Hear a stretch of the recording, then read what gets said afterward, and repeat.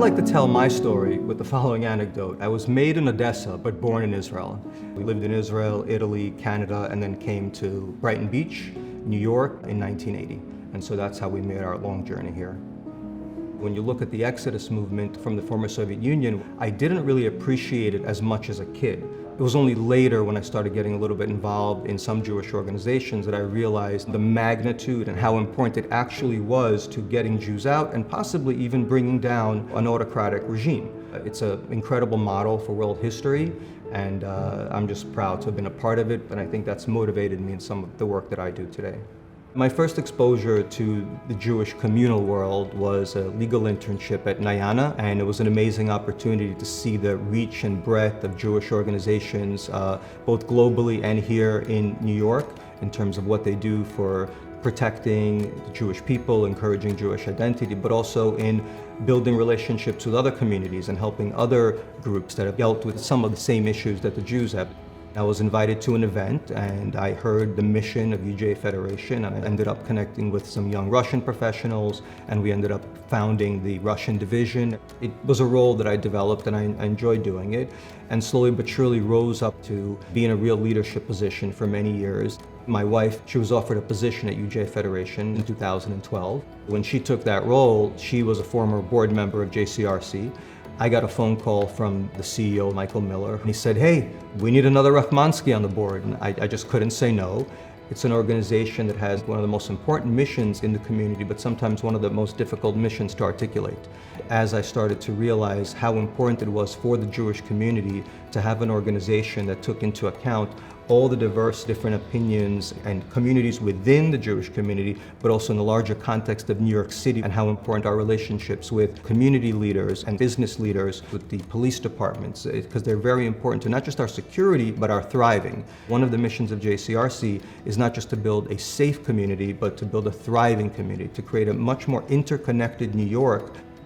When I arrived in New York, I knew I was home. The diversity, the dynamism, the speed, if you can make it there, everything they say about New York is absolutely true.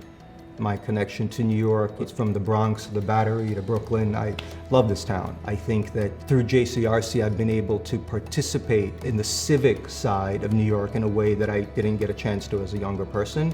Meeting city leadership, meeting activists, meeting people who are actually making the things happen. Through JCRC, I've been able to participate on kind of pulling back the curtain a little bit and seeing how the city really functions, and I'm even more impressed with it after that.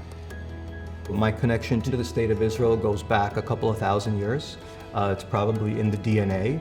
JCRC has enabled me to share some of that passion and joy for Israel with key leadership of the city, and more important, non-Jewish people, to kind of see the history and the story. My son Oscar participated in the Youth Bridge program for teens at JCRC, which is a citywide program that takes teens from diverse communities, puts them into programs, teaches them professional skills, teaches them about the lay of the civic ground of New York City. And he had a great experience. He met kids from all over the city. He really benefited from it. I could tell because, at 17, when I asked him how was it, he said it wasn't terrible, which is the best you're going to get from a 17-year-old. My daughter Vivian, she's more of an independent spirit. She's been engaging in her activism through writing. When she sees a goal, she just gets it done. So she's amazing, and she's going to be one of the leaders of New York City.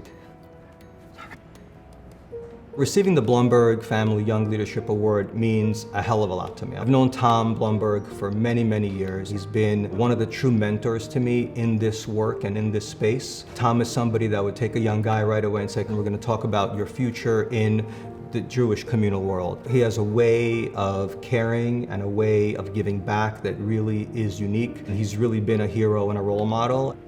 When he offered for me to receive the award, it was a real honor. Although I did say to him, it's the Family Young Leadership Award. I just turned 50. He said, that's the cutoff. I said, all right, I'll take it. So Tom, I love you, man.